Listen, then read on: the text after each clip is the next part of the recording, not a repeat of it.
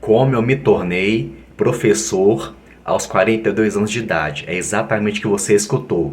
Me tornei professor com 42 anos de idade.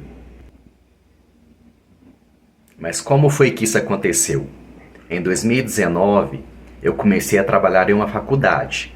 Eu trabalhava na secretaria da faculdade. Aí nisso eu conheci a dona da faculdade, que no caso ela era uma médica, né? Aí eu tive a chance de assistir uma aula inaugural de uma das pós-graduações que tinha lá. Ela pegou e contou a história dela. Ela falou assim com uma naturalidade. Um dia sonhei em ter uma faculdade.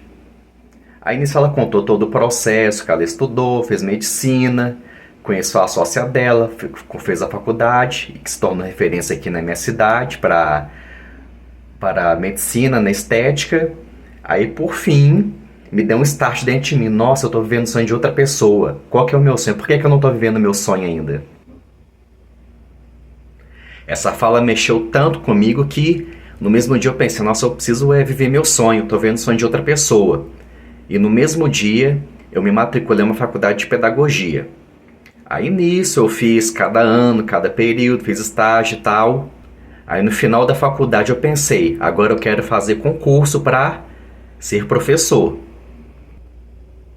Se eu não me engano, parece que em 2022 teve um concurso para professor municipal aqui na minha cidade.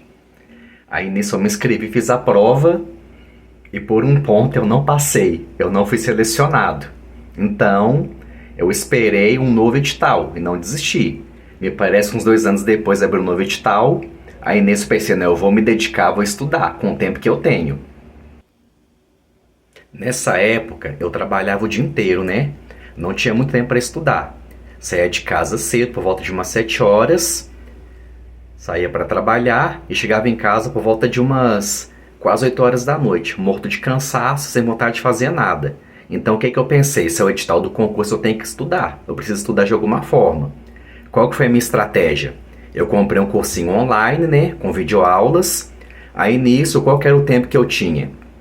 O meu tempo era o meu deslocamento de casa para o trabalho.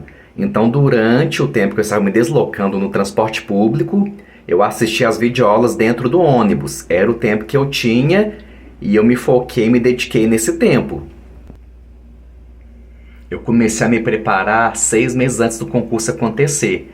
Então eu tive um tempinho bom para poder estudar, né? Só que infelizmente meu tempo era só dentro do ônibus, era o que tinha para mim naquele momento, era o que tinha para hoje, como se diz, né? Aí nisso passaram 6 meses, chegou o dia da prova de concurso. Me lembro que foi até no domingo. Aí nesse domingo foi uma escola, tipo assim, relativamente próximo da minha casa, né? Fui lá na escola, cheguei, tinha muitos professores, cheguei, fiz a prova e tal.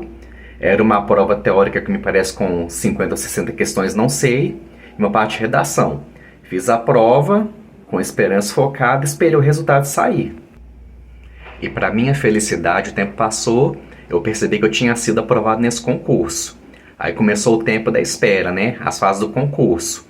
No meu caso, como eu sou descendente de negros, né? Minha mãe é negra, eu passei pela cota. Aí nisso passei pela banca de heteroidentificação e fui esperando as chamadas acontecerem. E para minha surpresa, 6 meses depois eu fui chamado e comecei a trabalhar. Eu nem acreditei porque eu fiquei em 600 alguma coisa, fui chamado até rápido até demais na minha cabeça. E como eu trabalhava de carteira assinada na época, eu fiquei naquele pensamento. Peço conta, não peço conta, se chamar, se não chamar. Aí eu vi que estava quase chegando a minha hora de ser chamado, porém eu não pedi conta. Aí por fim eu lembro que numa sexta-feira eu trabalhando, chegou um e-mail da prefeitura falando que na segunda-feira eu teria que tomar posse. Aí foi toda uma história. No mesmo dia eu fui na RH da empresa pedir conta.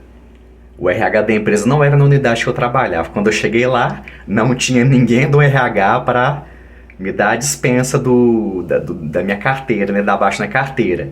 Aí nisso o pessoal me orientou a escrever uma carta de próprio punho e deixar lá.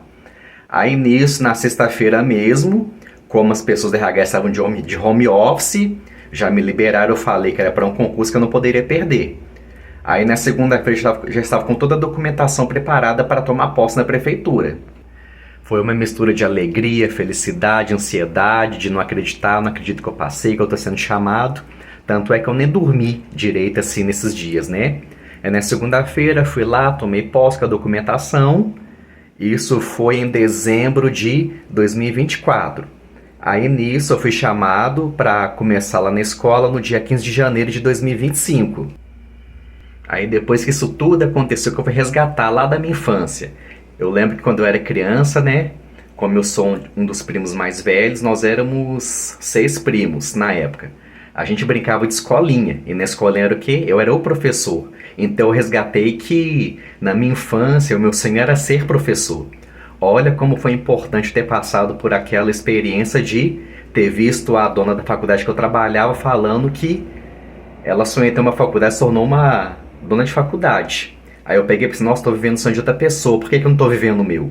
Então corri atrás, fiz faculdade, fiz estágio, fiz o primeiro concurso, não passei por um ponto, fiz o segundo, passei, aí por fim eu consegui realizar meu sonho que é ser professor. Foi com 42 anos? Foi. Mas só que é o meu sonho conseguir realizar. Então não tem idade para realizações. Eu estou realizado, estou feliz. Não romantizo a profissão porque eu sei que tem muitos desafios, chão de sala não é fácil, mas eu estou feliz, estou realizado com aquilo que eu consegui viver e estou vivendo esses dias também, que é a docência.